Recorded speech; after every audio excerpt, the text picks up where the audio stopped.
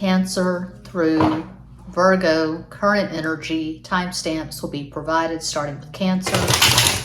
Cancer, Sun, Moon, Rising, Venus, Mars, Mercury. 6 cards for Cancer. A lot of resistance. I'm feeling a lot of anxiety for Cancer. A lot of nervous energy. One more good shuffle for Cancer.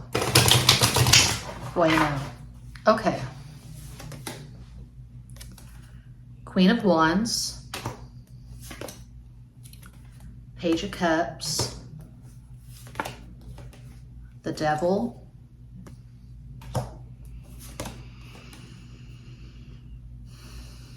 The Moon. Two of Swords. 2 is the number of Cancer. And Justice. So we've got a lot of cardinal energy. Cancer is a cardinal sign. We have the Devil over Justice in the last row. The Devil is Capricorn, Justice is Libra. The Moon, although the Moon does rule Cancer in the Tarot Major Arcana, the Moon is a Pisces card. So I see you getting crazy downloads. You're having really vivid dreams. And you're feeling this push to do something different, to take some kind of risk. It could be a new job. And that's what I'm really getting. I mean, it's like I say often, whenever I'm doing these readings, usually the lens that I'm looking through is a romantic sexual relationship. If something else jumps out, it jumps out. I'm not getting romance or sex from these 6 cards. I mean, you're either in a romantic sexual relationship or you aren't. A lot of people aren't.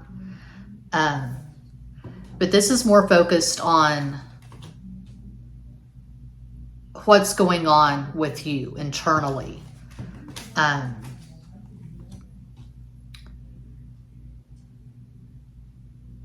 it looks like you're feeling a lot of anxiety and dissatisfaction. You know you don't want to continue on living the way you've been living for a while now. It could be you're stuck in this pattern of stagnancy where you have security, but you want more. You feel like your life has been stale, mediocre for quite some time. And if you want more, you have to take a risk. You have to change things around. I'm seeing a lot of upheaval. Although the Tower card has not shown up here, I feel like the energy of the Tower is being implied. The Tower is Aries, another cardinal sign. I'm getting strong cardinal vibes. And cardinal energy is not stagnant. It's the most kinetic energy, the most kinetic element in astrology. Please provide an energetic summation for Cancer, 3 additional cards.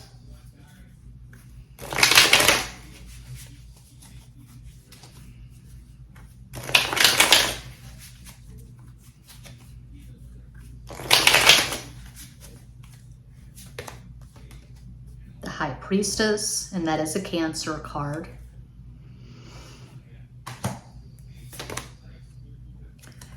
King of Pentacles. The Lovers. Some of you could be leaving a stale, mediocre relationship because you want something more. You want a more dynamic, emotionally gratifying relationship. And there could be some economic codependency. There could be a lot tied into this. You could be ending a marriage, moving to a new town, new city, new state, new country. You're taking a hit. It's going to be a loss financially. Things are going to be very bare bones for a while. But you're choosing yourself. You're choosing a more optimal life. You're just done with the mediocre. You're done with just staying alive. You want to really be alive and not just be existing. That's what I get for Cancer. I hope that helps. Thanks so much for watching. Peace out. Hello, Leo. Leo, Sun, Moon, Rising, Venus, Mars, Mercury. 6 cards for Leo.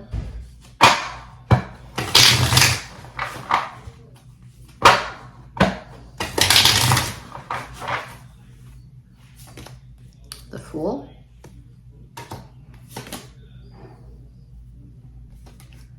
Five of Pentacles. 9 of Pentacles. 5 of Cups. 8 of Cups. The High Priestess. You have given up on a relationship or a connection. You may have sensed a lot of potential with this person, but you're getting the message loud and clear. This is not the person for you. This is not something you need to keep investing in. The energy is only going one way. You put forth the effort. You made it abundantly clear to this person you were willing to show up heart and soul and really dive into this, really commit to this connection or relationship. And they were just half-assing it. I'm seeing a lack of mutuality, a lack of understanding. Your intuition is telling you you're better off on your own. This is similar to the reading I just did for Cancer. I see you striking out on your own. Establishing independence. Walking away from what no longer serves. Please provide an energetic summation for Leo. 3 additional cards.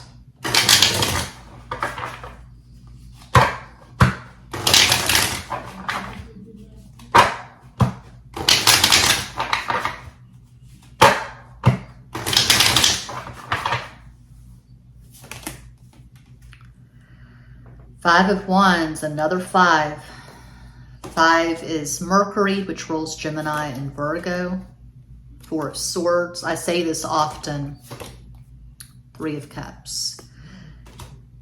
I'm not getting that this was a solid relationship where you talked often and it was mutual. I feel like it may have been a situationship or friends with benefits, and you wanted something deeper. You wanted a relationship you could sink your teeth into. This is what I say often. I say it in client readings all the time. We can't control what's going on outside the door. We can't control what's going on in the 3D. You know, I feel like times are especially hard, challenging, dark. I try to avoid the news, but I keep being drawn back to these shitty, poorly written articles about whatever's going on in San Antonio or wherever. And we're planning a move. We're in the process of moving from San Antonio because I'm just tired of all the shit news. And I know things are bad in a lot of places and there's no perfect place, but goddamn. I want to feel safe when my son goes to school each day. And where we're moving to is far from perfect, but I feel safe. I feel secure. I feel good about this choice. It's a smaller town. We're going to be close to family, and I feel better about it. So we can't control the chaos. There's always been chaos since time immemorial. We've always had shit in this world, planet Earth. a really challenging assignment, according to all these people like Dolores Cannon, these spiritual teachers, these mediums, these people who have had near-death experiences. We choose to come down to planet Earth, and it's a tough assignment. All we can control is this. Our internal climate, our sacred space, and the only way I know out of the fives, the mind fuck, the pain, the chaos that is the fives, is the Four of Swords. Spiritual hygiene. There's nothing fancy about it. I'm not reinventing the wheel here. I say it all the time. I do subliminals. I'm always going to Canva and making new subliminals. I use Audacity, and I use the little recorder on my iPhone, and I use Canva, and I make subliminals for numerous channels that will probably never be monetized. They're minimal channels, but I'm doing it more for myself than I am for an audience. If people benefit from my subliminals, cool. I meditate my ass off. Scorpio season, these readings are timeless. Whenever you watch these readings, they may or may not help. They may or may not resonate. Scorpio season is always especially grueling for me, but I'm really feeling the heat. I'm really feeling the intensity, the depth, the turbulence this year, because we are moving, and I feel it. I was safe. I was in this stagnant place for 6 years. I was in this house, in this gated subdivision, rarely left the house.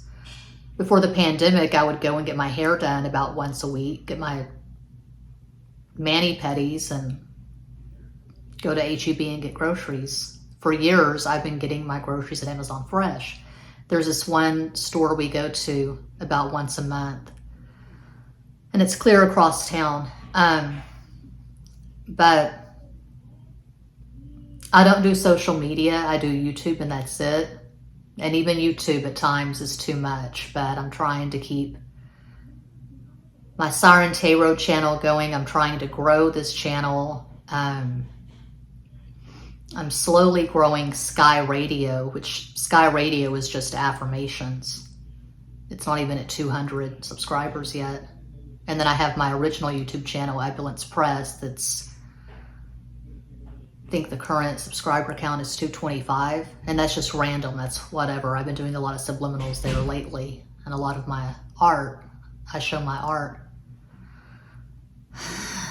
It's boring. A lot of people can't do it. I mean, there's this manifestation coach, Sammy Ingram, who has a pretty popular Law of Assumption channel. And like in her latest video, she talks about repetition, how repetition is key. Just picking one affirmation and doing it all day. Saying it or listening to it while you're washing dishes, folding clothes, whatever.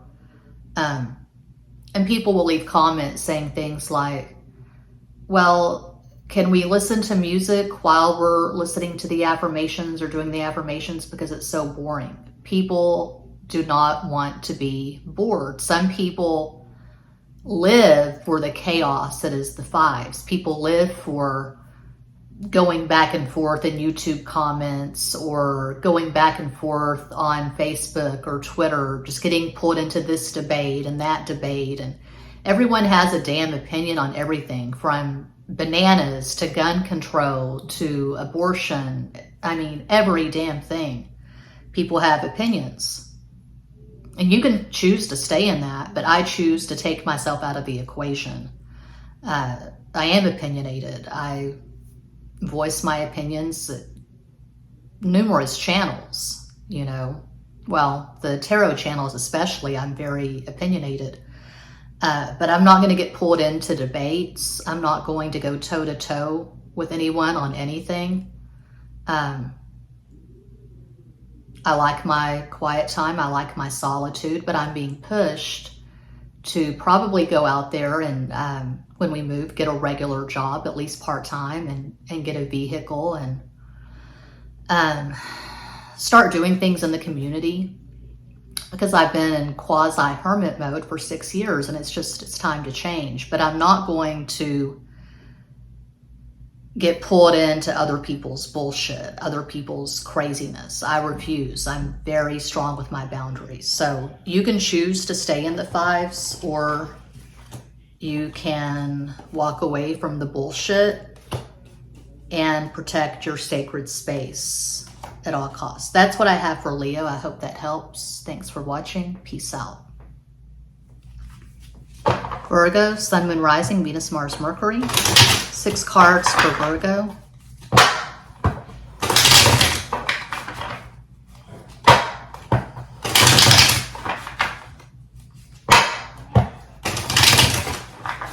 I'm feeling a lot of strength for Virgo. Strong resolve. I'm thinking of this conversation I had with my mom yesterday. So my mom came into town. We're planning this move. We're moving to be closer to family. Small town in East Texas. Anyway, she was talking about her mom, my maternal grandmother, and my brother, and how she finally just told them what's up. She established her boundaries. My mom is a 12th houser. Her Gemini sun is in the 12th house. She has Cancer rising. And there have been many times over the years where she has just let people treat her like a welcome mat, and she's given everything away to everyone around her. She's been beyond generous to her mom, to her kids, her grandkids, her husbands. This is her 3rd and final marriage. She's always just given and given and given to the point of depletion. And I've never really understood that, because I'm very selfish. I'm very strong with my boundaries. And I don't give off welcome mat vibes at all, but I'm a 1st houser. Well, my moon in Virgo is in the 1st house. I've got Virgo rising. I'm a 1st houser and a 6th houser, because my sun and Venus at Aquarius are in the 6th house, the house of Virgo, and I've got stuff in Capricorn. So my flag is that snake saying, don't tread on me. And that has never been my mom's flag. But recently she had very strong words for her mother and my brother. And I'm proud of her. I think if she was more selfish, if she had been more selfish for years, she would be in a better place right now. She has compromised her health because she's just given and given and given to the point of depletion to the people around her. And I feel like you may be taking a similar stand. You're saying fuck off to people who have taken advantage or exploited your good nature. Okay, 2 of Wands. The World, the fixed modality, Aquarius, Leo, Scorpio, Taurus. King of Swords, yep. Being crystal clear with your boundaries. Queen of Pentacles, there you are. 5 of Swords. 5 is Mercury, which rules Gemini and Virgo. And 10 of Wands. You've worked your ass off. If this is about a relationship, because we do have Queen of Pentacles in the 1st row and King of Swords in the last. If this is about a relationship, you're no longer going round and round the mulberry bush with this person. You're taking a stand. You're claiming your peace of mind and self-respect. Maybe you have been the one who has given and you've initiated contact, and you're saying, no mas. The kitchen is closed. I wrote a poetry chapbook with that title in 2008 when I felt depleted. I was a new mother. I was sleep deprived. I did not handle motherhood well the first few years of my son's life. That was not a natural fit for me because I am so selfish. I was sleep deprived. I was terrified of losing myself in motherhood because I saw it happen to my mom and just women all around me in Texas. They were defined, some solely, but certainly first and foremost, they were defined by their role as mother. And of course, when a child is a baby, the child relies on you for their care, and you have to give, and everything's about the baby. But that wasn't a natural fit for me. I was very lucky that my second husband, my son's father, he took to the fatherhood thing very easily. It was very natural for him. So I was struggling with all kinds of stuff. I was living at the poverty level in a glorified shack in East Texas with my second husband and our infant son. We were on food stamps. We were on WIC. And I was scribbling poetry manically. And this small press publisher published a chapbook for me called The Kitchen is Closed. So maybe you're saying the kitchen is closed. You've given and you've given and you've given, and you're hanging up a closed sign on your door. You're taking care of yourself. And if that's the case, I would say it's long overdue. Please provide an energetic summation for Virgo. 3 additional cards.